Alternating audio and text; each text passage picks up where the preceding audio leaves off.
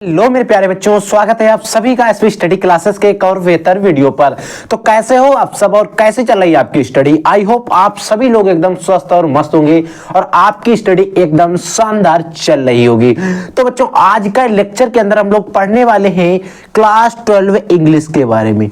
आज तक का सबसे ज्यादा महत्वपूर्ण वीडियो आज का ये इंग्लिश का होने वाला है। बस आपको ध्यान से देखना है आज के इस लेक्चर को। अगर आप लोग सच में बोर्ड एग्जाम 2024 देना चाहते हैं, क्योंकि बच्चों बोर्ड एग्जाम 2024 की बात करें तो क्लास 12 इंग्लिश में आपको अच्छे से अच्छे मार्क्स लाने की चांसेस हैं। क्योंकि बच्चों आपको बोर्ड एग्जाम में अगर आप अच्छे से मेहनत करते हो ना तो आपको पूरे में पूरे नंबर भी मिल सकते हैं। और आज मैं आपको वो सारे क्वेश्चंस बताने वाला हूं, वो सारे टॉपिक बताने वाला हूं जो आपके बोर्ड एग्जाम 2024 के लिए वेरी वेरी मोस्ट इंपोर्टेंट है अगर आपको इंग्लिश का एग्जाम देना है। और आपका जो 100 नंबर का पेपर होता है उसमें हम कोशिश करेंगे कि आपके 100 में 100 नंबर पक्के हो जाएं। और वो सारे क्वेश्चंस अगर मैं आज जिस वीडियो में जो कुछ भी आपको बता रहा हूं ना, अगर आपने क्लियर कर लिया ना तो आपको पेपर में इससे बाहर कुछ भी नहीं फंसने वाला है। बस आपको ध्यान से देखना है। और आज के इस लेक्चर के अंदर चारों सेक्शन डिस्कस करेंगे। हमारा जो इंग्लिश का पेपर होता है बच्चों वो 4 सेक्शन में डिवाइड होता है। Section A plus section B plus section C plus section D. और ये बच्चों यूपी बोर्ड की मैं बात कर रहा हूं, सेक्शन डी, ठीक है। और ये पेपर पूरा 100 नंबर का होता है, चीज आपको पता है, ठीक है। 100 नंबर का पूरा पेपर होता है और 4 सेक्शंस में डिवाइड होता है। सेक्शन ए जो होता है इसमें हमें सिर्फ लिखना पड़ता है, इसमें एक अनसीन पैसेज आता है। लेकिन सबसे पहले अगर हम डिस्कस करेंगे जिस सेक्शन के बारे में वो रहेगा हमारा सेक्शन डी। सेक्शन डी की अगर बात करते हैं तो पूरा सेक्शन डी हम लोग डिस्कस करेंगे सबसे पहले, फिर बात करेंगे सेक्शन बी और सी और ए की, ठीक है बच्चों। ठीक है बच्चों, और बात करें अगर सेक्शन डी की तो सेक्शन डी जो होता है बच्चों बोर्ड एग्जाम में कितने नंबर का आता है तो ये चीज आपको याद रखना है। जो बच्चों हमारा सेक्शन डी होता है ये सबसे ज्यादा 40 नंबर का हमारे बोर्ड एग्जाम के अंदर आता है। और इस सेक्शन डी में कुछ भी नहीं बाहर का होता है, ओनली ऑन बुक के क्वेश्चंस आते हैं। जो आप बुक पढ़ते हो आप क्लास 12 की, उससे क्वेश्चन आंसर रिलेटेड क्वेश्चन होते हैं। और इसके जो नंबर होते हैं बहुत ही ज्यादा होते हैं, यानी कि 40 नंबर, लगभग 10 नंबर अगर और जोड़ दिए जाए तो लगभग 50 नंबर का पेपर इसी हमारे सेक्शन डी से आता है। और सेक्शन डी में लगभग 4 से 5 क्वेश्चन होते हैं, उनमें कई प्रकार के क्वेश्चन पूछे जाते हैं। तो आइए सेक्शन डी को हम डिस्कस करते हैं। तो बच्चों हमने माइंड मैप के जरिए सेक्शन डी को डिवाइड किया है। हमारा बच्चों जो सेक्शन डी होता है वो 4 प्रकार में डिवाइड होता है। Section D prose, supplementary reader, poetry और एक्सट्रैक्ट। एक्सट्रैक्ट को अभी मैं समझाऊंगा क्या होता है। आपको पता होना चाहिए प्रोज और सप्लीमेंट्री, क्योंकि बच्चों प्रोज और सप्लीमेंट्री की अगर हम बात करें तो इन पर हमें फोकस ज्यादा करना होता है, ठीक है। ये दोनों हमारे बुक के पार्ट होते हैं, 3 पार्ट में हमारी बुक डिवाइड होती है, ठीक है। तो बच्चों अगर हम बात करें प्रोज की और सप्लीमेंट्री रीडर की, तो बच्चों प्रोज की बात करें या फिर हम सप्लीमेंट्री रीडर की बात करें, इन दोनों से हमें बोर्ड एग्जाम में, देखिए प्रोज से भी हमें बोर्ड एग्जाम में कुल 3 क्वेश्चन लिखने के आएंगे और इससे भी कुल 3 क्वेश्चन हमें आते हैं। इसमें होता क्या है, 2 शॉर्ट आंसर टाइप क्वेश्चन आते हैं और 1 लॉन्ग आंसर टाइप क्वेश्चन आता है। लॉन्ग क्वेश्चन जो होता है वो 7 नंबर का होता है और जो 2 शॉर्ट आंसर टाइप होते हैं तो ये 4-4 नंबर के 2 क्वेश्चन होते हैं, इक्वल टू 8 नंबर, या 8 और 7 जोड़ दें तो टोटल हमारा 15 नंबर का प्रोज से आता है। यानी कि अगर आप प्रोज के मात्र 3 चैप्टर तैयार कर लेते हो तो आपके जो 15 नंबर जो है इनसे आपको क्लियर हो सकते हैं। बस आपको कैसे तैयार करना है इन सारी चीजों पर आज के इस लेक्चर के हम लोग अंदर डिस्कस करने वाले हैं। और यही सेम सप्लीमेंट्री में होता है। 1 लॉन्ग क्वेश्चन आता है, 7 नंबर का होता है, 2 शॉर्ट आंसर टाइप होते हैं, 4-4 नंबर के होते हैं, टोटल 8 नंबर के, और टोटल अगर बात करें तो 15 नंबर का आता है, ठीक है। और जो हमारा शॉर्ट आंसर टाइप होते हैं बच्चों क्वेश्चन, इसमें लगभग हमें 40 वर्ड लिखने होते हैं और लॉन्ग वाले में लगभग 80 वर्ड लिखने होते हैं। और यही इसमें भी 80 वर्ड और 40 वर्ड, यानी कि 80 शब्द और 40 शब्द हमें लिखने होते हैं। फिर बात करेंगे सर हम इसमें क्या क्या पढ़ें ताकि हमें जो 15 और 15 दूनी 30 नंबर है दोनों हमारे पक्के हो जाएं। तो बच्चों अगर बात करें हम इन दोनों सेक्शंस के ऊपर की तो आपको पता होना चाहिए इसमें आपको 3 चैप्टर पढ़ लेना है। एक चैप्टर है बच्चों बच्चों लास्ट लेसन, एक है बच्चों डीप वाटर, एक है द रैप ड्रॉप।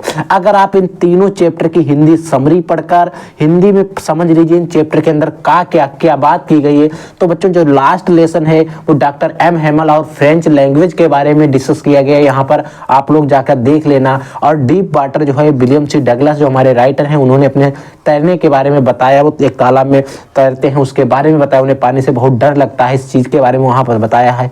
और रैप ड्रॉप जो चूहेदान होता है, हम और आप एक चूहेदान की जिंदगी में फंसते हुए जा रहे हैं, तो रैप ड्रॉप ये तीनों चैप्टर पढ़ लेने। जब आप इनको हिंदी में समझ लोगे ना, तो जब इंग्लिश में क्वेश्चन आएंगे तब भी आप समझ लोगे, ताकि आप ये अंदाजा लगा सको क्या पूछा जा रहा है, और आप अपनी अगर टूटी फूटी इंग्लिश अगर आपको बनाना आता है ना, तो आप बना के लिख सकते हो। ठीक है बच्चों, तो इन तीनों चैप्टर को बच्चों आपको अच्छे से तरीके से पढ़ लेना है, लेकिन इनकी हिंदी समरी जरूर पढ़ लेना है, हिंदी समरी। ठीक है, हिंदी समरी जरूर पढ़ लेना ताकि आपको पता चल जाए इन चैप्टर के अंदर क्या बात की गई है। ठीक है,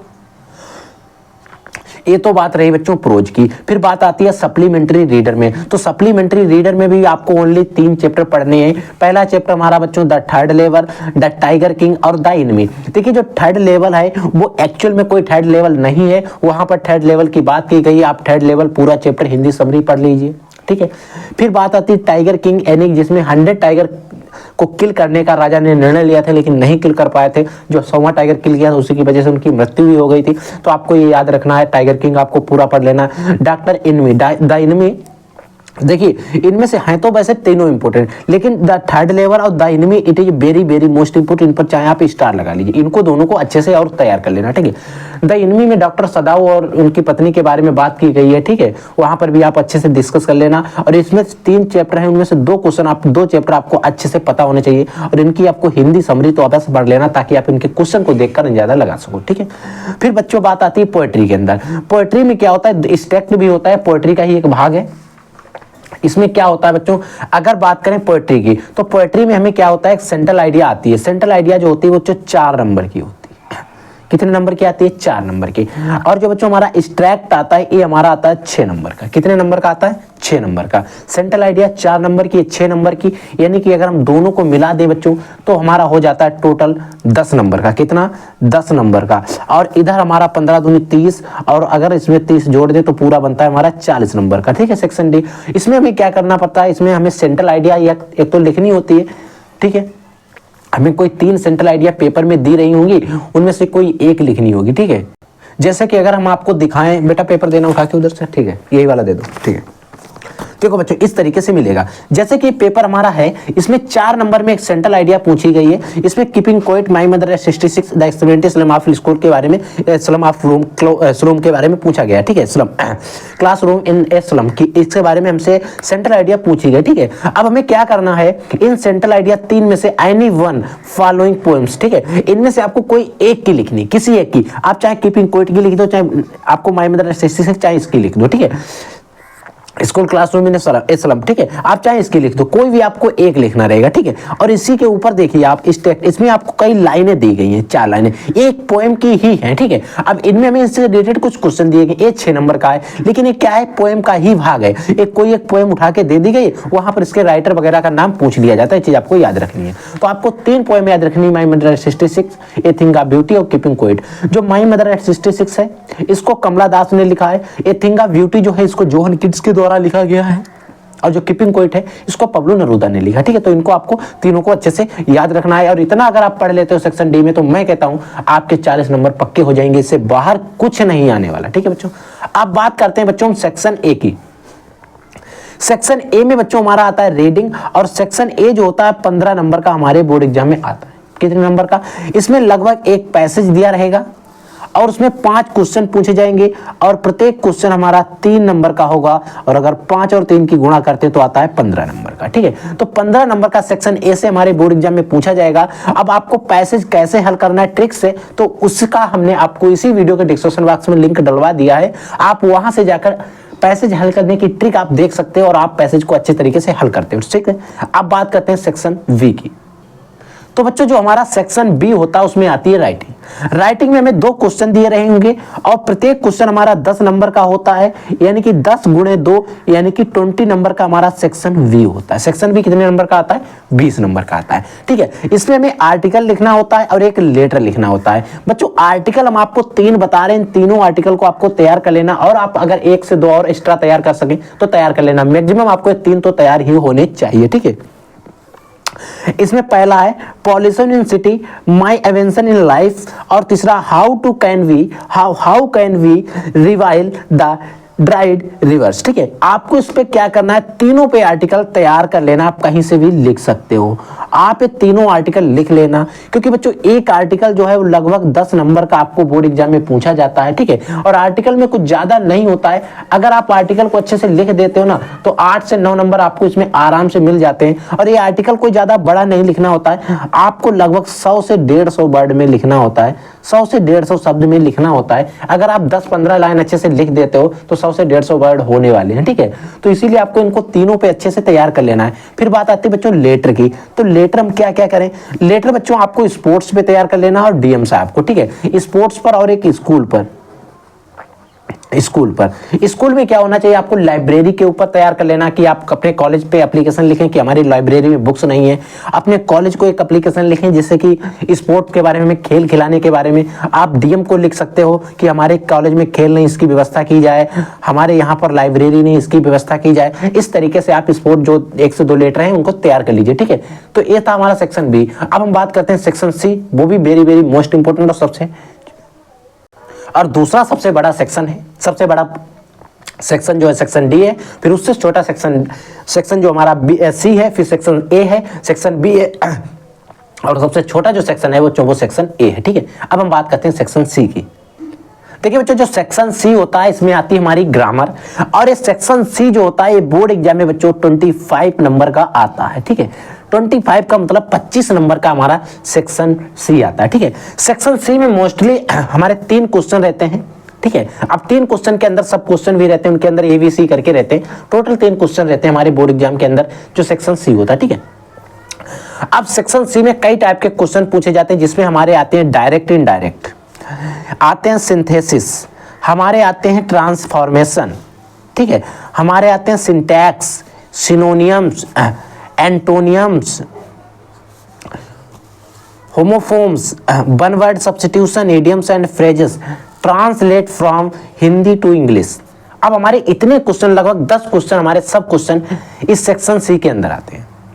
अब आप कहोगे सर हम 10 क्वेश्चन को तैयार कैसे करें। अब बच्चों इन 10 क्वेश्चन को अगर आप सिलेबस वाइज पढ़ते हो तो ऐसा तो मुमकिन है नहीं कि आप तैयार कर लो अब।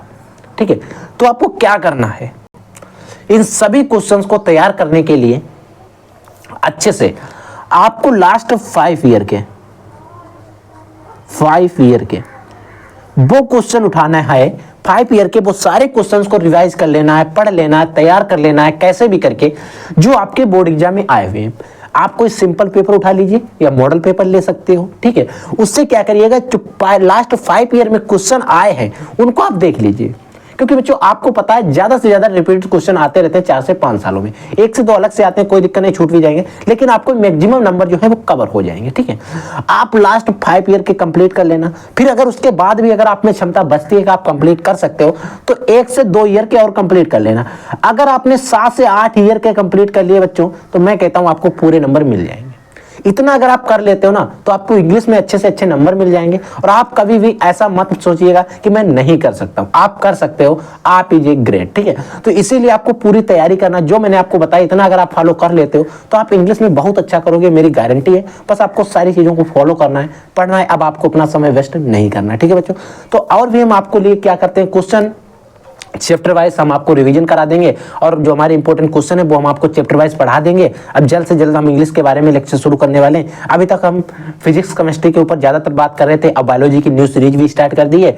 उसमें हमने 1 से 2 लेक्चर या 3 लेक्चर अपलोड भी कर दिए हैं, जिसमें हम बायोलॉजी की पूरी तैयारी लगभग 6 से 7 चैप्टर को, 4 से 5 चैप्टर को हमने खत्म कर दिया, और भी जो चैप्टर बचे वो जल्द से जल्द समाप्त हो जाएंगे। बायोलॉजी का सिलेबस भी खत्म हो जाएगा, फिर आपका रिवीजन बचेगा, वो रिवीजन भी जल्द ही करवा देंगे। ठीक है बच्चों, तो आप लोग पढ़ते रहिए, अगर कोई डाउट होता है तो पूछ लीजिए। I will take in next class, तब तक के लिए जय हिंद, वंदे मातरम।